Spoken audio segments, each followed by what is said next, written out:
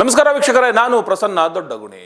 ಹೇಮಾವತಿ ಹೋರಾಟದ ನಂತರ ಎತ್ತಿನಹೊಳೆ ಯೋಜನೆಯ ಬಗ್ಗೆ ಕೂಡ ನಾವು ನಿನ್ನೆ ಸಂಚಿಕೆಯಲ್ಲಿ ಮಾತಾಡಿದ್ವಿ. ಎತ್ತಿನಹೊಳೆ ಕಚೇರಿಯ ಮುಂಭಾಗದಲ್ಲಿ ಮುರಳೀಧರ್ ಹಾಲಪ್ಪ ಅವರ ನೇತೃತ್ವದಲ್ಲಿ ಒಂದು ದೊಡ್ಡ ಚರ್ಚೆ ಆಗಿದೆ, ಅಭಿಯಾನ ಕೂಡ ಶುರುವಾಗಿದೆ.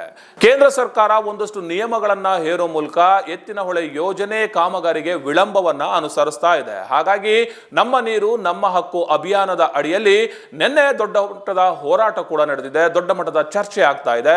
ಇದರ ಬಗ್ಗೆ ಅಧಿಕಾರಿಗಳು ಏನ್ ಹೇಳಿದ್ದಾರೆ, ಮುರಳೀಧರ್ ಹಾಲಪ್ಪ ಏನ್ ಹೇಳಿದ್ದಾರೆ, ಹಾಗೂ ಕೆಲವು ಮುಖಂಡರುಗಳು ಏನ್ ಹೇಳಿದ್ದಾರೆ ಅಂತ ನೋಡಿ.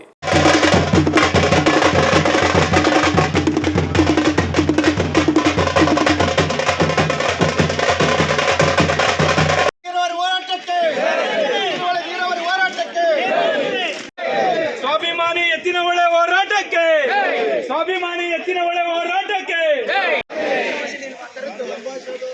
ತುಮಕೂರು ಜಿಲ್ಲೆಯ ಬೇರೆ ಬೇರೆ ಭಾಗದಿಂದ ಬಂದಿರತಕ್ಕಂಥ ಎಲ್ಲ ಅನ್ನದಾತರೇ, ಎಲ್ಲ ರೈತ ಬಾಂಧವರಿಗೆ ಮತ್ತು ಕಾಂಗ್ರೆಸ್ನ ನಿಷ್ಠಾವಂತ ಕಾರ್ಯಕರ್ತರಿಗೆ ಮತ್ತು ಎಲ್ಲ ಮಹಿಳಾ ಬಂಧುಗಳಿಗೆ ನನ್ನ ನಮಸ್ಕಾರಗಳು ಮತ್ತು ಮಾಧ್ಯಮ ಸಹೋದರರಿಗೆ. ಇವತ್ತು ಈ ಹೋರಾಟಕ್ಕೆ ಕೇಂದ್ರದಲ್ಲಿ ಮುರಳೀಧರ್ ಹಾಲಪ್ಪ ನನಗೆ ಫೋನ್ ಮಾಡಿದ್ರು, ಅಕ್ಕ ಅಣ್ಣ ಇಲ್ಲ, ನೀವು ಅದು ಬನ್ನಿ. ನಾನು ಏನೋ ಮಾಡ್ತಾ ಇದ್ದು ನೋಡೋಣ, ನಾನು ಯಾವತ್ತೂ ಈ ಥರ ಸ್ಟ್ರೈಕ್ ಎಲ್ಲ ಯಾವತ್ತೂ ಹೋಗಿರ್ಲಿಲ್ಲ. ಇದೇ ಫಸ್ಟ್ ಟೈಮ್ ಸ್ಟ್ರೈಕ್ ಬಂದಿರೋದು. ಸಾರ್ವಜನಿಕ ಸ್ಟ್ರೈಕ್ಗಳಲ್ಲಿ ಹೋರಾಟಗಳಲ್ಲಿ ಭಾಗವಹಿಸಿದ್ದು ಇದೇ ಮೊದಲನೇ ಸಲ. ಏನು ಮಾಡ್ತಾರೆ ನೋಡೋಣ ಅಂತ ಬಂದೆ. ಇವರು ಏನು ಇಂಟೆನ್ಷನ್ ಏನಿದೆ ಅದು ಕರೆಕ್ಟ್ ಆಗಿದೆ. ಯಾಕೆ ಅಂದರೆ ನಾನೇ ನಮ್ಮ ಮನೆಯವ್ರಿಗೆ ಯಾವಾಗಲೂ ಕೇಳ್ತಿದ್ದೆ, ರೀ ಎತ್ತಿನಹೊಳೆ ಮುಗಿಲಿಲ್ಲ ಯಾಕೆ, ರೀ ಎತ್ತಿನಹೊಳೆ ಯಾಕೆ ಮುಗಿಲಿಲ್ಲ. ಅವರು 108 ಸಮಜಾಯಿಸಿದ್ರು, ಹೇಳ್ತಿದ್ರು, ಕಡೆಗೆ ಸುಮ್ಮನೆ ಇರುವನು. ಇವತ್ತು ಗೊತ್ತಾಯ್ತು ಕಾರಣ ಏನು, ಯಾಕೆ ಇದು ಪೆಂಡಿಂಗ್ ಆಯಿತು ಅಂತ.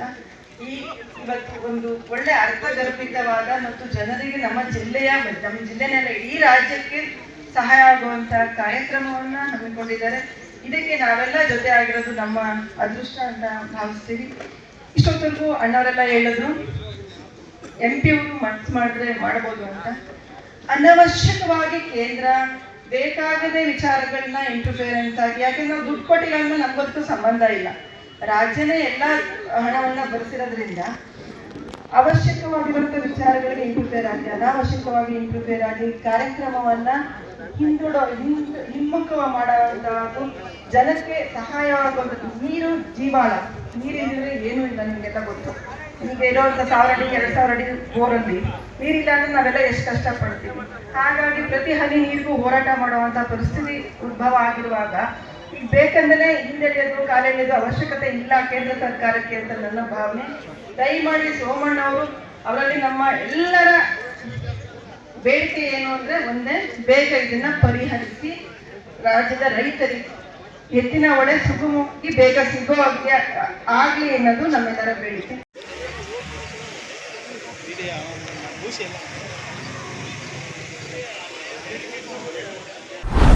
ಚಾಲುಕ್ಯ ನ್ಯೂಸ್, ಜನರಿಗೋಸ್ಕರ.